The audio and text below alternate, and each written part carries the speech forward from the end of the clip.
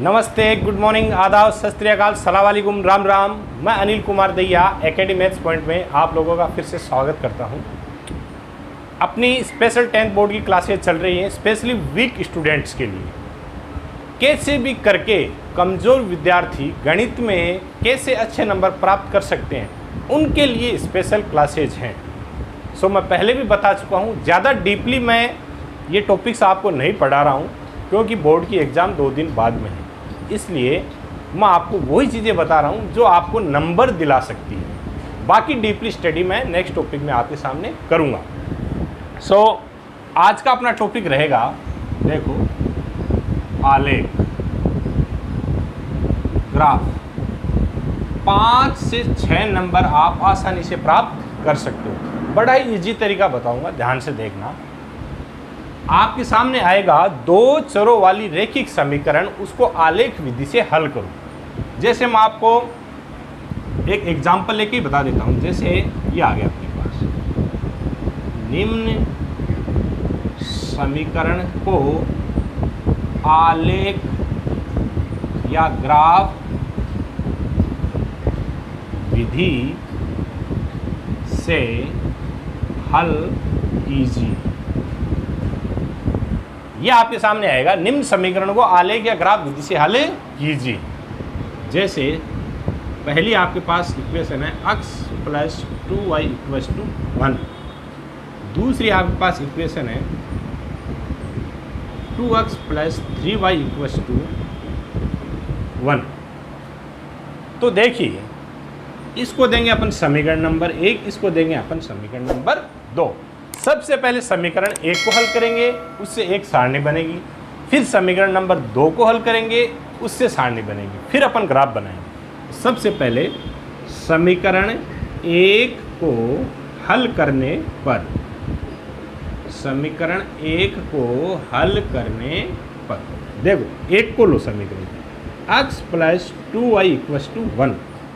अब आपको क्या करना है, देखो, ये अपने पास LHS बराबर, ये अपने पास RHS। आपको क्या करना है, ये जो LHS है इसमें या तो x रख लो, केवल x, या केवल y रख लो, जो आपको सूटेबल लगता है। या तो इधर x रख लो या इधर y रख लो। तो आप यहाँ ध्यान से देखो, x तो अकेला ही है बेचारा, लेकिन y के साथ 2 है। तो क्यों ना हम इस x को ही रख लें, ये तो पहले से ही अकेला पड़ा है। तो ये जो 2y प्लस का, इसको अपन इधर ट्रांसफर कर देते हैं, इसका अपन पक्षांतरण कर देते हैं, इजी काम होगा।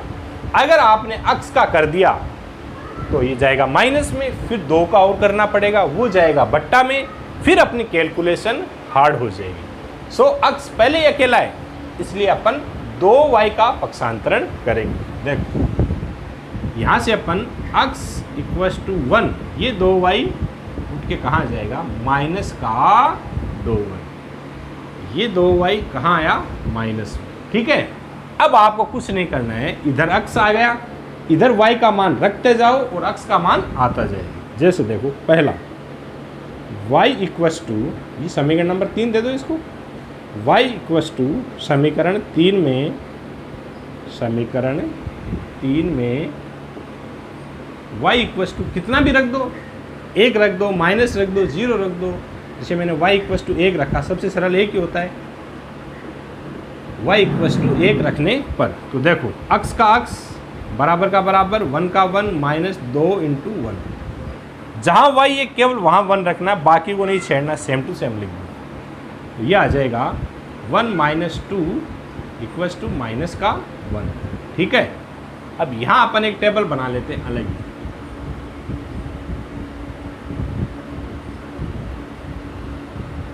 ये अपन एक टेबल बना लेते हैं, ये x और ये 2 वैल्यू अपन ले। यहाँ से देखो आप, y बराबर 1 और x बराबर -1, ये अपने पास पहली वैल्यू आ गई। दिख रहा होगा आपको पहली वैल्यू, x बराबर -1 और y बराबर 1।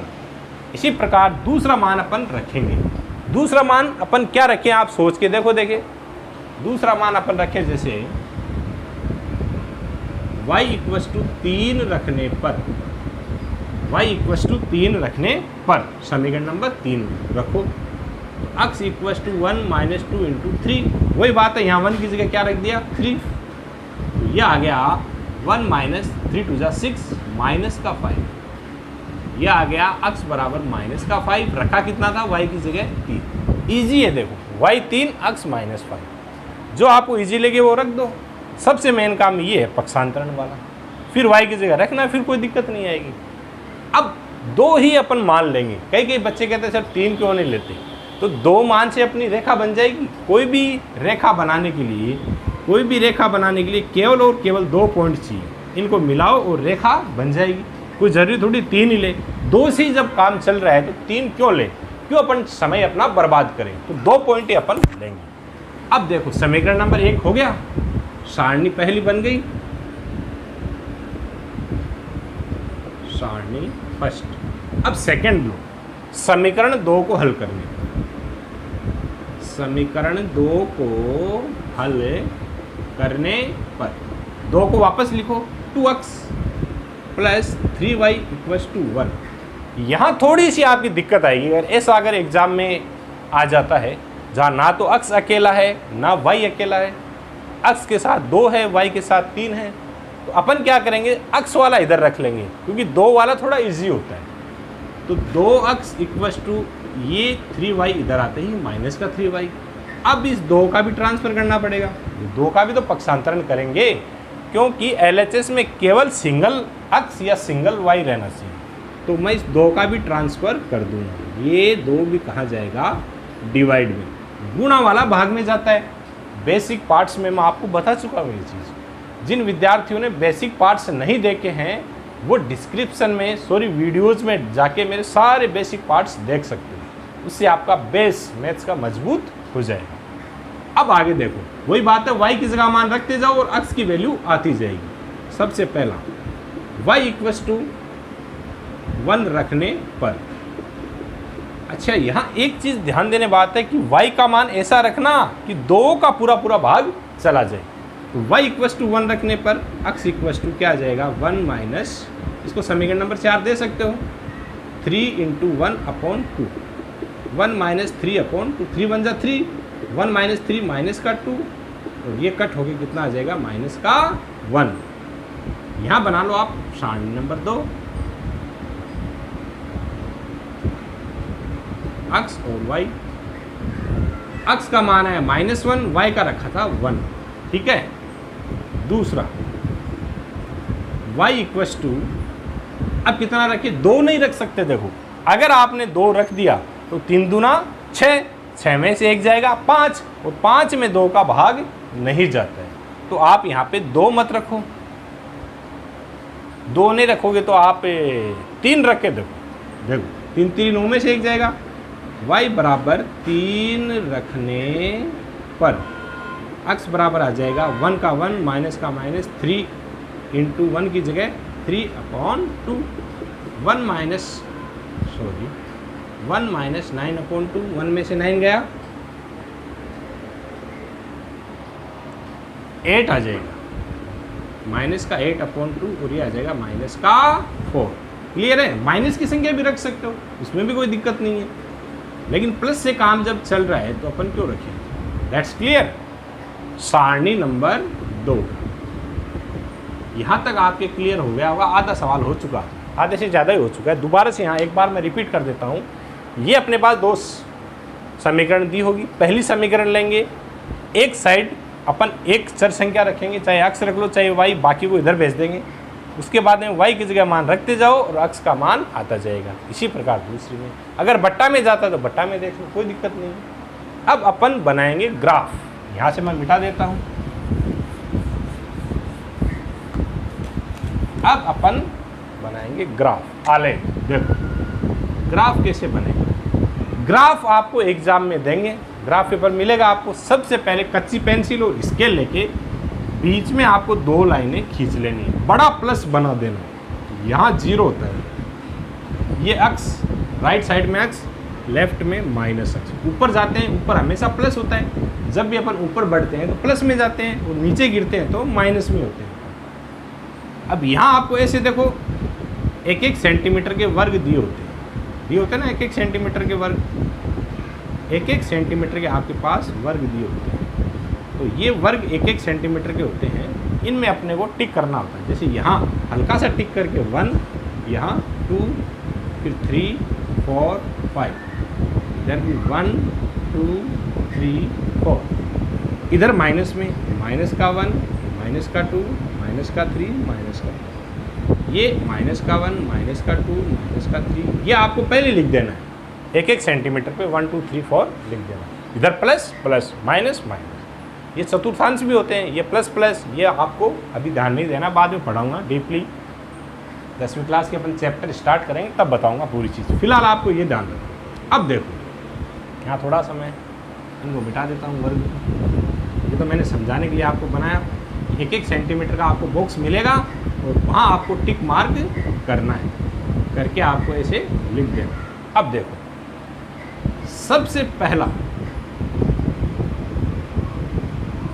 पहला आप टेबल देखो, अपनी टेबल के अंदर पहली टेबल में देखो अक्स का मान -1, यहाँ इंपॉर्टेंट है, और वाई का मान +1।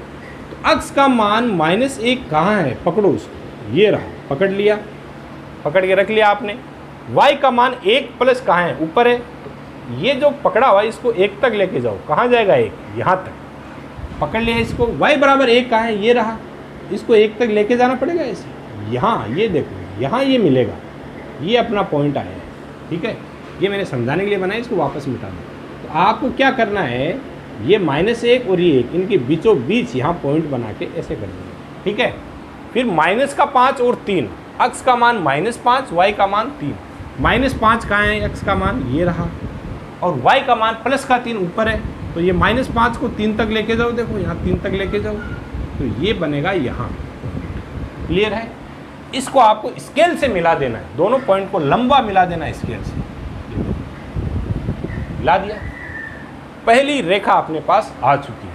अब लो दूसरी, -1 और 1, ये तो यही बनेगा, वापस डबल पॉइंट आ गया, देखो आ गया तो आ गया, -1 और 1, -4 और 3, ये रहा -4, ये रहा +3, ये बनेगा लगभग यहाँ, ठीक है।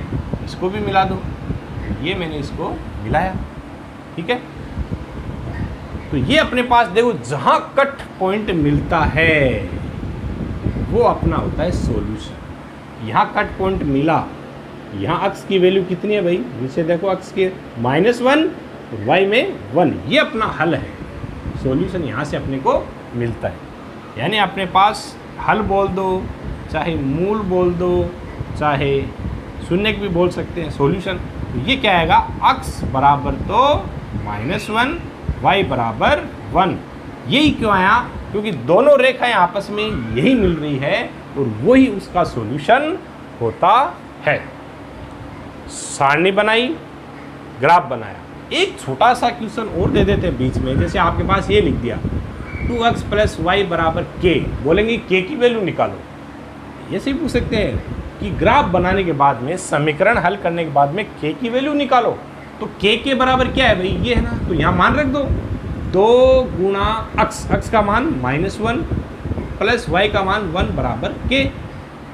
ये दोनों मान उठा लिया, यहाँ रख दिया, ये -2 गुणा किया तो +1 बराबर k, 2 में से 1 गया -1, k बराबर आंसर आ गया -1। ऐसा एक नंबर का साथ में और डाल देते हैं। सो स्टूडेंट्स, ग्राफ आपकी इजी समझ में आया होगा। मेन चीज़ है आपकी ये वाली, पक्षांतरण किसको करोगी, इधर अक्स को रखा, भट्टा में भेजा, मान रखो, सारणी बनाओ, सारणी से ग्राफ बनाओ, ग्राफ से सॉल्यूशन निकालो, सॉल्यूशन से यहाँ मान रखो।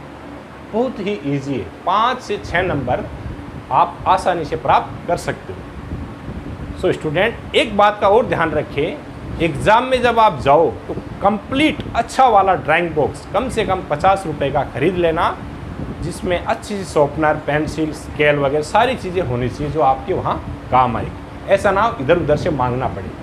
सो स्टे होम, घर पे रहिए, सुरक्षित रहिए, खुद भी पढ़िए, दूसरों को भी पढ़ाइए। Thank you.